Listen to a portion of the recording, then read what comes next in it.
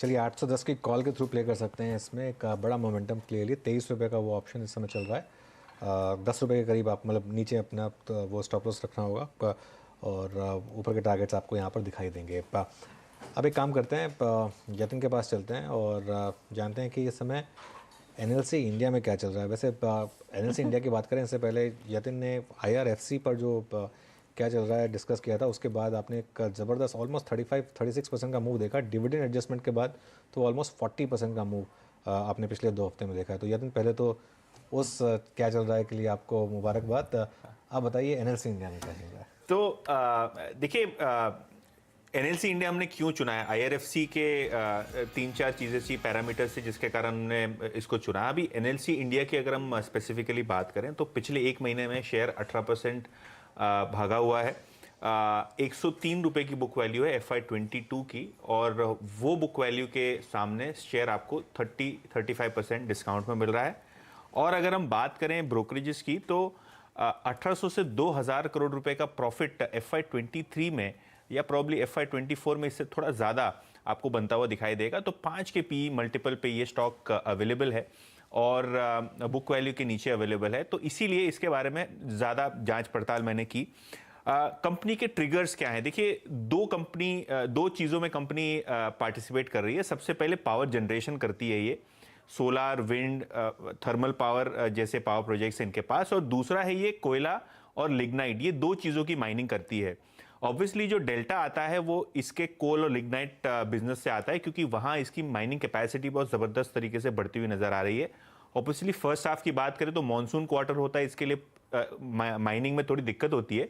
लेकिन अगर आप सेकेंड हाफ की बात करें तो बहुत अच्छी तरीके से यहाँ आपको रियलाइजेशन इंप्रूव होते हुए दिखाई देंगे।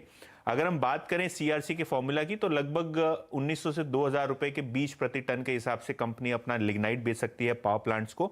और 2-3 चीज़ें अभी रिसेंटली हुई हैं। सबसे पहले इनका जो पावर परचेज एग्रीमेंट है वो कंप्लीट हुआ है यूपी और असम के गवर्नमेंट के साथ 500 मेगावाट के लिए, और केरला गवर्नमेंट के साथ लगभग 2000 मेगावाट का इन्होंने पावर परचेज एग्रीमेंट कंप्लीट कर लिया है। और कुल मिला के ये जो तालाबीरा प्रोजेक्ट है यहाँ आपको 400 मेगावाट का पीपीए बचा रहेगा, लेकिन वो भी शायद आपको होता हुआ दिखाई पड़ेगा, मैनेजमेंट ने कॉन्फ्रेंस कॉल में बताया है। अगर हम स्टॉक की बात करें या कंपनी की बात करें तो 50 मिलियन टन की इनकी माइनिंग कैपेसिटी है, और आगे चलते हुए अभी 6000 मेगावाट इनका ऑपरेशनल है। लेकिन इनकी योजना ये है कि अगले 3 साल में ये 6000 मेगावाट की जो पावर जनरेटिंग कैपेसिटी है वो 21000 मेगावाट कर ले।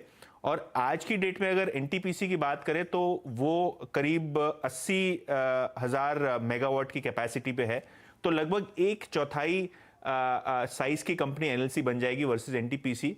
ऑब्वियसली हम एप्पल टू एप्पल कंपैरिजन नहीं कर सकते, लेकिन आज की एनएलसी की मार्केट कैप केवल 12,000 करोड़ है, एनटीपीसी की मार्केट कैपिटलाइजेशन करीब 1,65,000 करोड़ के आसपास है। तो कहीं ना कहीं यहाँ वैल्यू इमर्ज हो रही है, लेकिन रिस्क इसमें एक ही 2 चीज़ों का है। सबसे पहले एग्जीक्यूशन कर पाएंगे कि नहीं, और दूसरा इनके 2000 करोड़ रुपए अटके हुए हैं तमिलनाडु एसीबी के पास और दूसरी एसीबीज के पास, तो उसकी रिकवरी कैसे होती है। सरकार ने एक उज्ज्वला योजना और 2-3 पावर डिस्ट्रीब्यूशन कंपनीज के लिए योजनाएं निकाली थी जिसके अंदर इंस्टॉलमेंट्स में पैसे आने हैं, तो वो अगर आ जाते हैं तो एक बड़ा आइसिंग ऑन द केक होगा। लेकिन एनएलसी की बात करें तो ये काफ़ी टाइम से डीप वैल्यू स्टॉक रहा है, और अगर ये माइनिंग को रैंप अप कर लें, रियलाइजेशन बढ़ा दें यहाँ से, तो एक बड़ा डेल्टा इनके अर्निंग्स को मिलेगा। जैसे कि मैंने पहले कहा, शायद इस साल वो 2000 करोड़ रुपए का प्रॉफिट भी कर सकते हैं। ओके चलिए, ये यतिन शुक्रिया। एक डिस्क्लेमर, ये रिकमेंडेशन नहीं है, और अगर आप कोई भी डिसीजन बाइंग या सेलिंग का ले रहे हैं तो आप अपने फाइनेंशियल एडवाइजर से ज़रूर पूछ लीजिएगा। अब मार्केट की चर्चा को आगे बढ़ाते हैं, क्योंकि मार्केट जिस तरीके से ऑल टाइम हाई पर है और जिस तरीके से हम लगातार चर्चा भी कर रहे हैं कि काफ़ी रिटेल पार्टिसिपेंट्स इस मार्केट में आ रहे हैं। आपने अक्सर ट्विटर पर एक ही दिन में लाखों